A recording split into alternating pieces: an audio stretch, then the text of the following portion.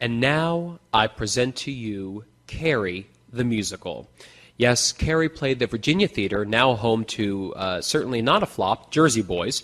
It played 5 performances, opening on May 12, 1988, and closed on May 15, 1988. The show starred Linzi Hateley, and on Broadway, playing her mom was Betty Buckley, who also played the gym teacher in the original movie.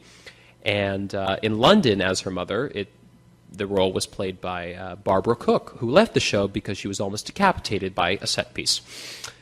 The show was directed by Terry Hands, choreographed by Debbie Allen, with music and lyrics by Michael Gore and Dean Pitchford.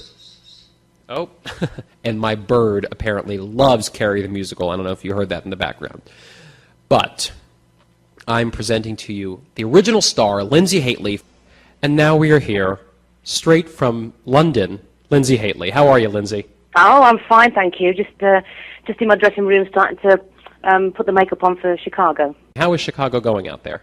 It's great. It's fantastic. I mean, it was. I've actually done it before, so this is kind of me reprising Roxy. But it's funny because I've not long finished doing Mary Poppins, where I was playing Mrs. Banks, and it couldn't be more different from that. I think it was sort of like having done a year of Mrs. Banks. I was desperate to get my tights back on again and have a bit of a laugh with Roxy. So no, it's great fun. It's a great part, and it's still doing very well over here. Well, no, as you know, we are here today talking about the musicals that haven't done so well on Broadway. We call them the flop musicals, and you were part of, or you were one of the biggest. The biggest.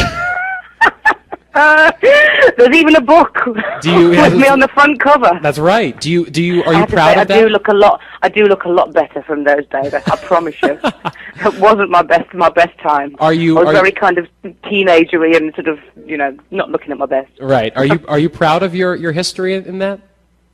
Oh gosh, yeah. I mean, there's absolutely no regrets at all. I mean, I sort of, I was 17. I'd never done anything before. Got kind of plucked out of theatre school and given an opportunity to work at Stratford-upon-Avon for the Royal Shakespeare Company, and then work on Broadway. And even though it was brief, I got to work with some amazing people, and I think I was fortunate that having not done anything before, no one had anything to compare me to, no other work. So I kind of came out of it okay, even though the show was obviously not a success. I sort of seemed to be all right, anyway. So it was okay. It was all right. Take me through the process of just because a lot of people don't know what the audition was like, and if you remember it, just how you got the role and all that good stuff. I just remember I went twice. The first time I went, bearing in mind I was sort of, 16. I hadn't sort of got my 17th birthday yet, and I went there, but sort of extremely naive. Probably one of my first auditions ever, and basically went. Made myself look a lot older because I thought, they probably won't employ me if I'm this age. Right. And I didn't really know what I was going for, whether I was going for the part of Carrie or whatever. I was just being seen.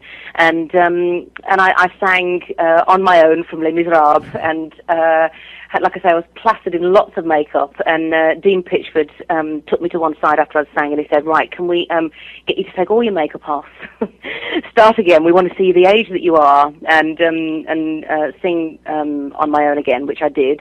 And then they called me back the next day and said, right, we've got some stuff that we want you to, some Carrie music, can you have a little go at that? So I sort of sang around the piano with the guys, and I was off it sort of the next day, which happened to be my 17th birthday. So wow. It was just really bizarre. I mean, it was one of those, sort of almost dream come true opportunities for a very sort of naive teenager who'd not really done much before.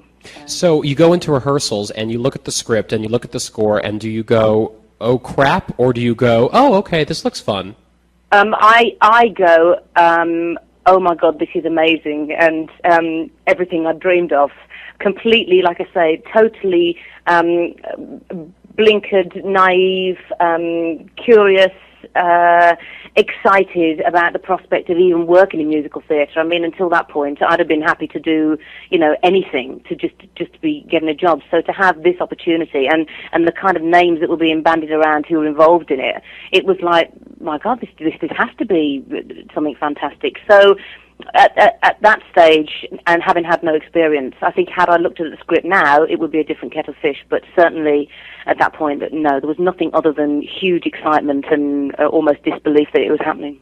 And the rehearsal period, of course, at that point, your mom was Barbara Cook, Cook. And that amazing rehearsal period. Was it just craziness? Did people know what they were doing? Did they know what the show was going to be, or what did they think? I don't think so. I mean, I think that Debbie Allen had strong ideas, and I think Terry Hammonds had strong ideas, and I don't know whether the ideas that they had were both the same. But Terry was quite adamant that it was going to be a symbolic musical, and so the realism wasn't there because it was all very stylized, which I think, in hindsight, probably was a strange idea, because really, if you take all the madness aside, it's actually quite a tragic story about a young girl who's got a crazy mother and she's not accepted, and if you sort of strip it all away. Sure. And if you sort of read the Stephen King novel, it's much more about that than it actually is, it being some horrible, scary thing that it became in the film. So, I don't know. I think there was definitely, and probably is always the problem with musicals, and which is why some really work and some just absolutely miss the mark, is that there are too many sort of chiefs, and you can't quite, come to an agreement on things. So. Right. Were the reviews good in London when you opened?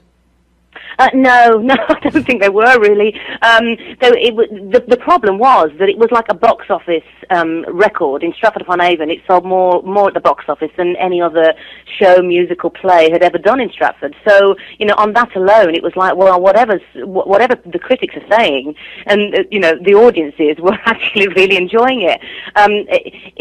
They were very, very different to the American audiences, because they are anyway. But there was definitely that sense, even from early on, that you were dealing with something that probably could become culty if you sort of did it the right way. But in fact, they took it too seriously, so therefore it then became the flop that it was.